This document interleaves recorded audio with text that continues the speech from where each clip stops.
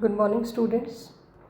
पिछले वीडियो में हमने देखा था कि 1935 का अधिनियम जो पारित किया गया था उसकी प्रमुख विशेषताएं क्या थीं।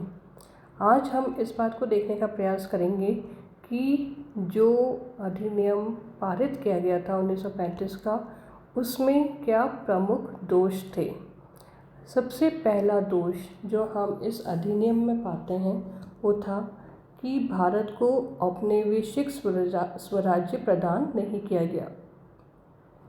इस अधिनियम के द्वारा भारत की स्थिति पर कोई प्रकाश नहीं डाला गया, क्योंकि इस अधिनियम की कोई प्रस्तावना नहीं थी। यदि प्रस्तावना होती तो संभवतः भारत की औपनिवेशिक स्थिति पर प्रकाश डाला जाता, जिसके लिए भारतीय काफ़ी समय से संघर्ष कर रहे थे। अतः स्वराज्य मिलना तो दूर, औपनिवेशिक स्वराज्य भी भारतीयों को प्रदान नहीं किया गया तथा इंग्लैंड की संसद की संप्रभुता को बनाए रखा गया। दूसरा दोष जो देखते हैं वो था केंद्र में द्वैध शासन प्रणाली।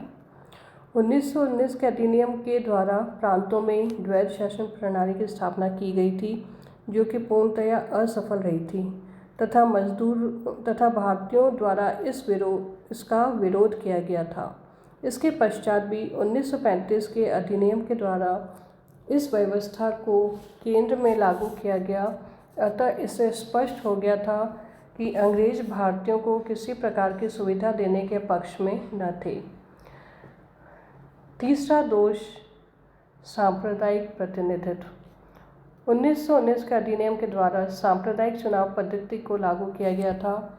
भारतीय सांप्रदायिक चुनाव पद्धति का विरोध कर रहे थे तथा इसे समाप्त किए जाने की मांग कर रहे थे, क्योंकि इससे राष्ट्रवादी भावनाएं आहत होती थीं।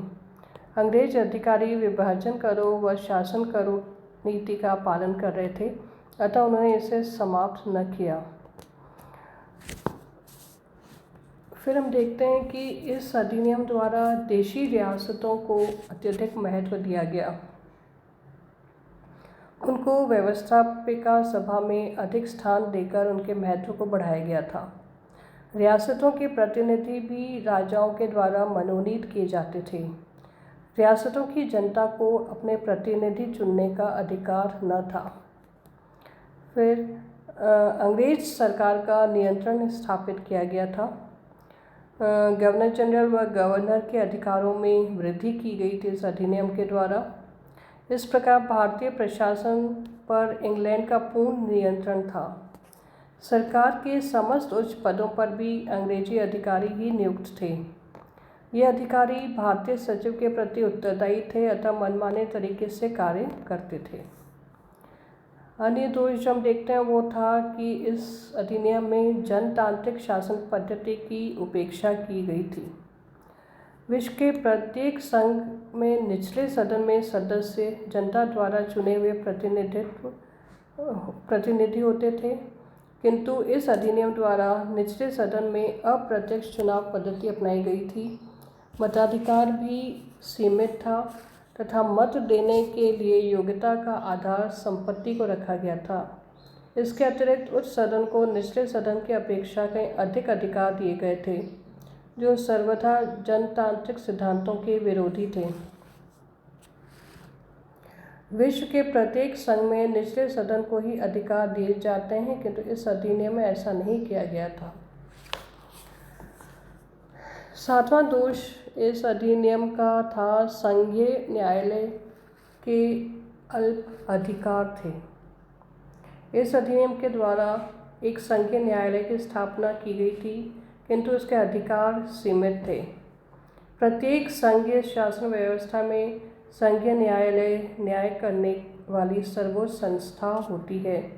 इस अधिनियम द्वारा स्थापित व्यवस्था में न्याय की सर्वोच्च संस्था संघीय न्यायालय न होकर इंग्लैंड की संसद थी। संघीय न्यायालय के निर्णय के विरुद्ध इंग्लैंड की प्रीवी काउंसिल में अपील की जा सकती थी।